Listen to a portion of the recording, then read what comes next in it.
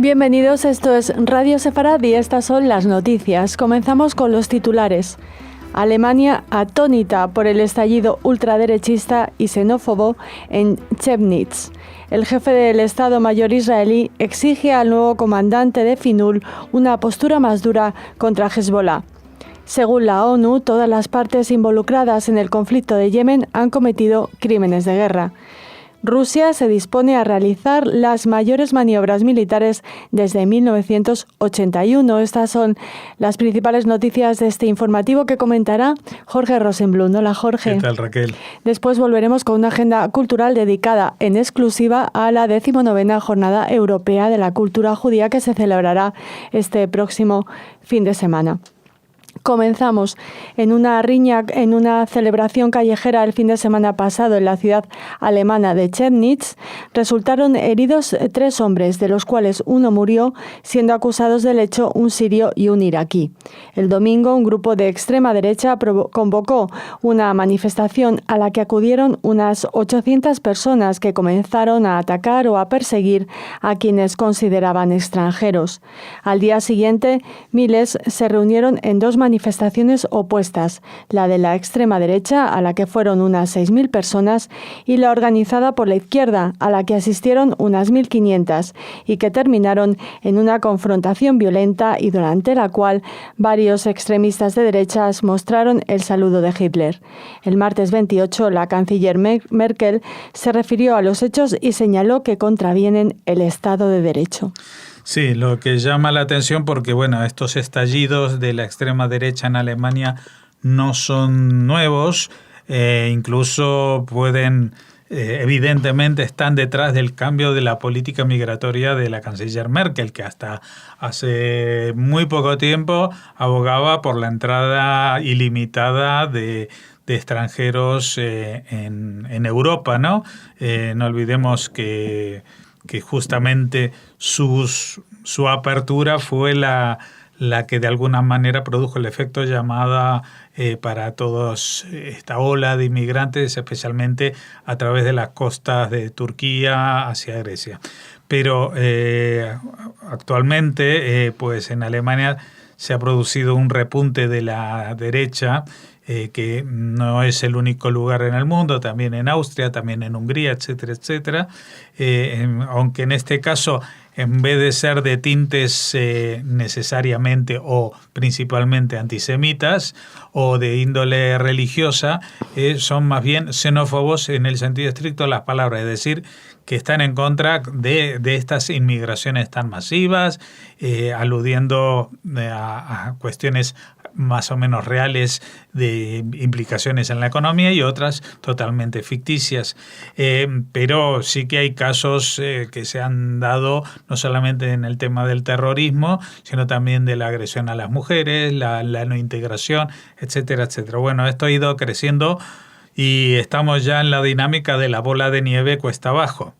Y lo que llama la atención de este sitio, Chemnitz, que es justamente una de las ciudades que se reintegraron a Alemania hace 20 y pico de años con la reunificación. En general, las zonas más xenófobas de Alemania son las que estaban bajo la esfera comunista.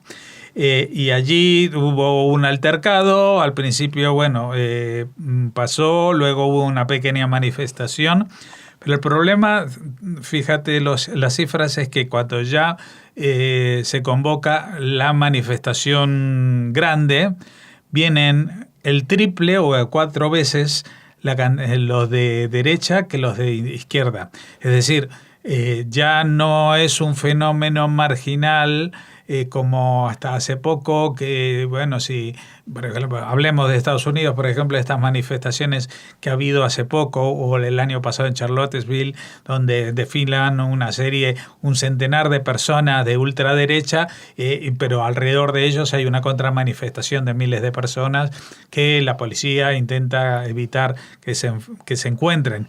Pero en el caso actual, pues la ultraderecha supera con muchísimas creces a la manifestación o la contramanifestación, con lo cual pues la Alemania que siempre habíamos tildado de organizada y cerebral, pues ahora se está volviendo cada vez más irracional y anárquica. Y esperamos que sea de la mano de Merkel o de alguna otra medida, pues se vuelva a encarrilar hacia por lo menos una situación más centrada, que no estamos hablando de que esto vaya a afectar o que tomen decisiones distintas respecto a la política migratoria, pero sí al control de lo que pasa con los propios ciudadanos, porque lo que no podemos es soportar en Europa una vuelta a que el que domine la calle con la fuerza bruta domine el destino de la gente. El jefe del Estado Mayor israelí, el teniente general Gadi Eisenkot, se reunió con el nuevo comandante de las fuerzas de la ONU en el Líbano, Finul, Stefano del Col, y le exigió una postura más dura y proactiva contra el ejército terrorista chiita libanés Hezbollah.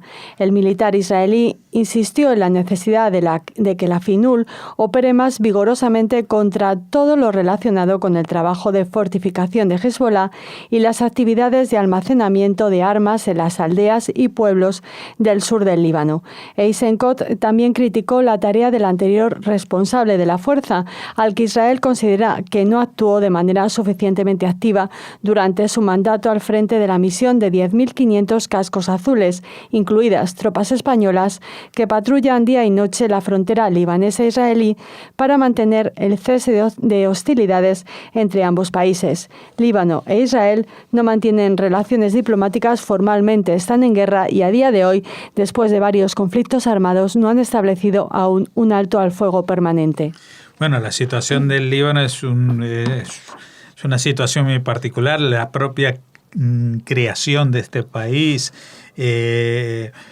fue un despropósito, porque querían ahí los franceses lograr que la minoría cristiana tuviera algún peso en la zona, y entonces crearon un país mixto en que en realidad los cristianos seguían siendo minoría, pero se les otorgaba el derecho de nombrar al jefe del Estado, mientras que el jefe de gobierno era de la otra minoría mayoritaria, que es la musulmana, etcétera, etcétera. Bueno, esto ha llevado a Líbano, los que tengan un poquito de años, a recordar que se vio volcada en una guerra civil terrible durante muchos años, que acabó con su sojuzgamiento totalmente por Siria, que es la que controlaba absolutamente todos los pasos.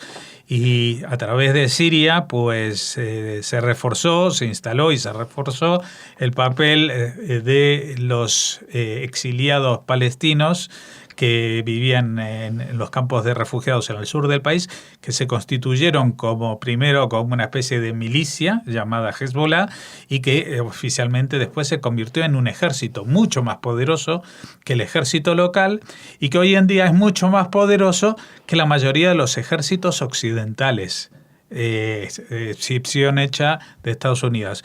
Es decir, que tenemos algo que nace como un grupo terrorista auspiciado, luego se convierte en milicia, y hoy en día, con el entrenamiento en activo que han tenido durante estos 7 años de guerra civil en Siria, en los que han participado activamente junto a las fuerzas presidenciales de Bashar al-Assad, y con un aprovechamiento de las armas que les ha suministrado Irán durante toda esta época, y han almacenado pues cientos de miles, más de 100.000 misiles en la zona aledaña a la frontera con Israel.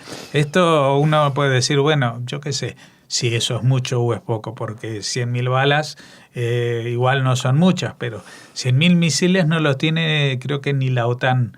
Te digo, a excepción hecha de Estados Unidos, creo que toda Europa occidental no llega a la fuerza de ataque que puede tener hoy en día Hezbollah. ¿Y dónde está esa fuerza? Porque, bueno, pues la tienen en casas, en sótanos, en las aldeas que están en la zona limítrofe con Israel. Se sabe, se conoce. Y se sabe y se conoce porque está desde el año 2006 que hubo una guerra, pues se instaló ahí una fuerza de separación de Naciones Unidas en la cual participan incluso los españoles, Y no solamente que no han hecho nada para detener este aprovisionamiento y el almacenamiento y la creación de fortificaciones, sino que se puede decir que especialmente a partir de los primeros compases hicieron la vista gorda. Quiero recordar que incluso ha habido, porque la gente igual recuerda que hace poco, hace un año, pues murió un soldado en un intercambio de fuego, un soldado español murió en un intercambio de fuego cuando Israel respondía a un ataque de Hezbollah. Pero mucho antes, apenas empezó la misión esta, en el sur del Líbano, pusieron una bomba al paso de un convoy español en el que murieron 6 soldados. Se dijo que se iba a investigar y lo único que se hizo es cerrar la boca, porque esto fue una señal de advertencia de Hezbollah, como diciendo, ustedes si quieren pásense por aquí, pero como vayan a hacer lo que están destinados a hacer, es decir, desarmar a Hezbollah, pues vayan preparándose porque va a morir gente. Y desde entonces ni la Fuerza Española ni la FINUL en general ha hecho nada. Es más flagrante todavía ha sido el caso durante el gobierno del antiguo general que era irlandés al frente de esta fuerza, y que a pesar de todas las protestas pues no se pudo hacer nada contra ello, y ahora le toca el turno a un general italiano, y bueno, el jefe del Estado Mayor ha ido ahí a plantar cara y decir, oye, esto no se puede soportar, así que tenéis que ser más contundentes. Yo creo que entre ejércitos, como puede ser el ejército israelí y las fuerzas de Naciones Unidas, pues poco se puede hacer cuando las decisiones en realidad se toman en el plano político. Y en el plano político las Naciones Unidas hacen el paripé de situarse ahí en el medio, pero en realidad a los únicos que están beneficiando con esto no son ni a los civiles de uno y otro lado, sino al almacenamiento constante de armas por parte de Hezbollah. Según un informe de la misión del Consejo de Derechos Humanos de la ONU, todas las partes involucradas en el conflicto de Yemen han cometido potencialmente crímenes de guerra. El gobierno yemení de Hadi, los Emiratos Árabes Unidos y Arabia Saudí podrían ser responsables de crímenes de guerra, incluyendo violaciones, torturas, desapariciones y privación del derecho a la vida durante los 3 años y medio de confrontación con los rebeldes hutíes, la milicia chiita respaldada por Irán, que controla la mayoría del oeste del país, incluida la capital Saná. El informe añade que hay pocas pruebas de intentos de las partes en el conflicto de minimizar las víctimas civiles. Los expertos de la ONU intentaron visitar Yemen, pero no pudieron desplazarse por la totalidad del país, aunque aseguran disponer de información para afirmar que los niños yemeníes son reclutados entre los 11 y 17 años, aunque hay casos de niños de 8 años. A principios de agosto, el Consejo de Seguridad de la ONU se reunió de urgencia para discutir sobre el bombardeo de la coalición que acabó con la vida de al menos 40 niños. Según responsables de la organización internacional, el pasado jueves murieron otros 26 niños tras otro bombardeo de la coalición, aunque fuentes oficiales de Abu Dhabi, la capital emiratí, afirmaron que el trágico suceso se produjo por un misil de los rebeldes hutíes. Sí, bueno, esta situación, vamos a decirlo de alguna manera, es una verdad de perogrullo. O sea, me imagino que con la mejor intención del mundo se manda una misión del Consejo de Derechos Humanos, pero claro, descubren que en la guerra, especialmente en estas guerras que no son declaradas oficialmente y según el convenio de Ginebra y no sé qué tontería más, las guerras actuales, y creo que todas las guerras, no son así. Y todas las partes involucradas en el conflicto cometen crímenes de guerra.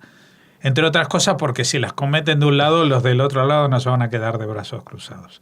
Es que esto es, de primero de primaria, ¿no? Como se dice. Así que el problema está en qué va a hacer el Consejo de Derechos Humanos, aparte de reunirse en una ciudad muy bonita de Suiza y emitir algún tipo de condena. Porque, entre otras cosas, creo que la presidencia del Consejo de Derechos Humanos de Naciones Unidas está a cargo de Arabia Saudita. Con lo cual, si es una de las implicadas en las matanzas de niños, pues igual la condena no es tan condena, ¿no? Y tienen otro problema más, porque cuando hay que decir algo de Israel, todo el mundo se pone de acuerdo, o por lo menos una gran mayoría de países que ya comparten intereses en común, bien porque son todos musulmanes, bien porque están dependiendo del petróleo musulmán, etcétera, etcétera. Y el Consejo de Derechos Humanos, cada vez que se reúne, el primer punto del día es una condena a Israel, tenga o no tenga lo que decir del tema. Pero en este caso, pues quieren condenar y tienen un problema, porque los de un lado y los del otro son musulmanes. Entonces, ¿qué hacemos cuando los malos son los dos hermanos? ¿No? Este es un problema en este mundo moderno e hipócrita, y tenemos por un lado a la coalición internacional, que tiene una representatividad más visible, o digamos que actúan bajo una bandera o varias banderas, una coalición internacional entre comillas, porque son todos países árabes, ¿no? Pero los países del Golfo, especialmente Arabia Saudí, pero también están Emiratos Árabes, etcétera, están atacando a los rebeldes hutíes del Yemen. También hemos oído muchas noticias de rebeldes hutíes que han disparado misiles contra el aeropuerto de Riad o contra zonas costeras de Arabia Saudí. Y por otra parte tenemos del otro lado, y la respuesta de estos países árabes, que son matanzas que se hacen contra civiles. Pero esto ya a mí me suena muy conocido, porque cuando estamos hablando que del otro lado no hay el ejército nacional yemenita, sino un grupo de milicianos llamados hutíes, financiados por una tercera potencia, que es Irán, pues cuando los atacan, los que mueren siempre son civiles, porque no van bajo una bandera nacional. Y es más, cuando dentro de esos grupos hay una gran parte que son niños soldados, pues se producen muertes de niños. Sí. Entonces, el tema es el siguiente.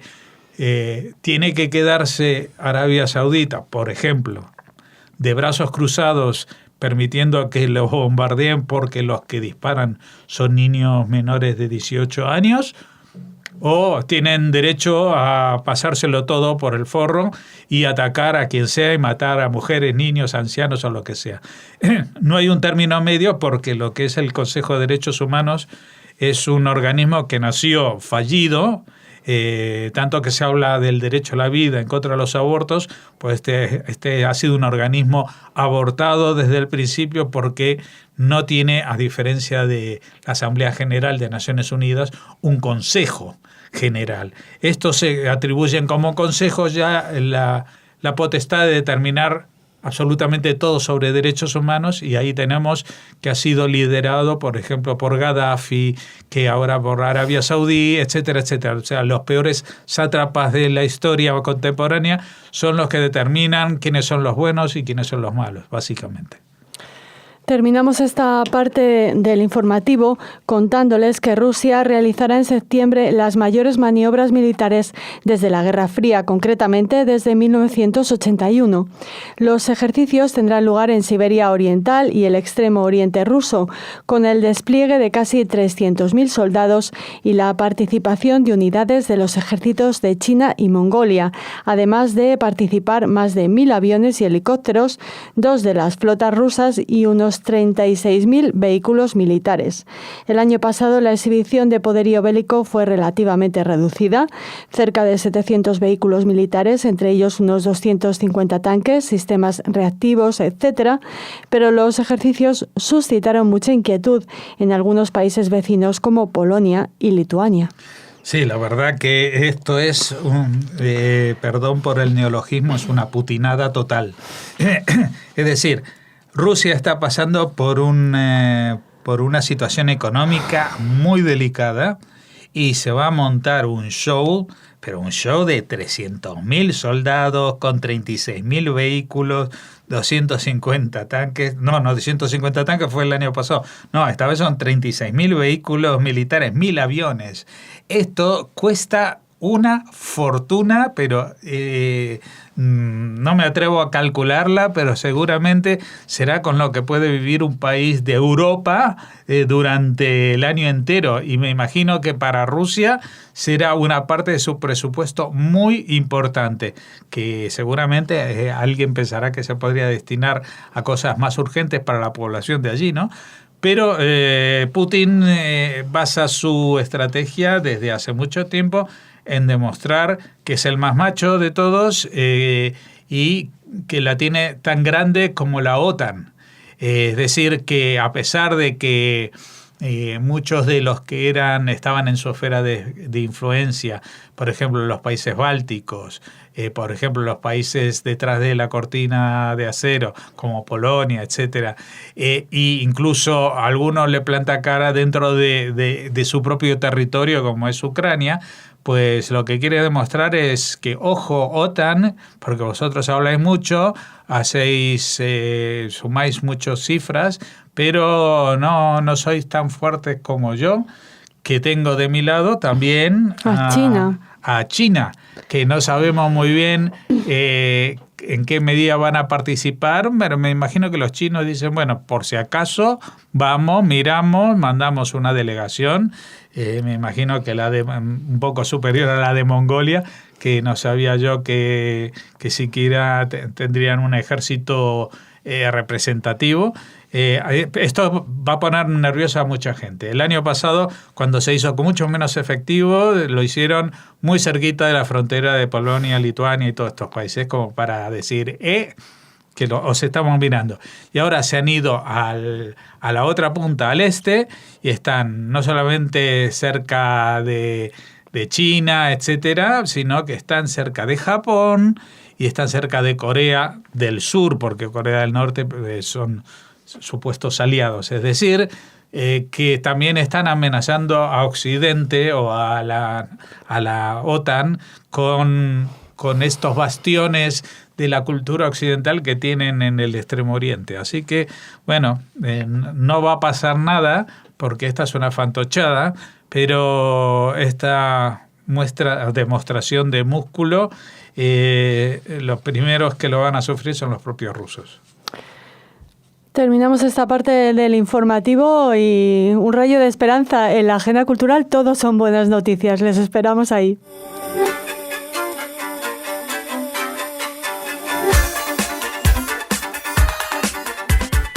Sí, por favor, sácame, porque hoy estamos hablando, fíjate que en las noticias casi ni hablamos de Israel, estamos hablando de Alemania, los problemas que tiene, de Yemen, de Rusia, así que por favor háblame de España, que aquí se vive muy bien. Hablamos de España y de Europa porque ya sabes que se celebra el próximo fin de semana la 19ª Jornada Europea de la Cultura Judía. Les hemos estado viniendo informando de las actividades, por ejemplo, en León, en Lucena, en Jaén, en Lorca.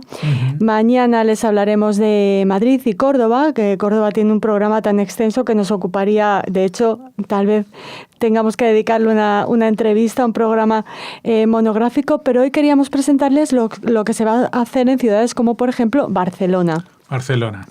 En Barcelona, el 1 y el 2 de septiembre, hay visitas guiadas y jornadas de puertas abiertas al Centro Mukba El Cal y a la Casa de Sant Honorat. Esto en Barcelona será por la mañana, la visita del día 1 a las 11 de la mañana y también a la misma hora la del día 2 de septiembre, que en este caso son jornada de puertas abiertas.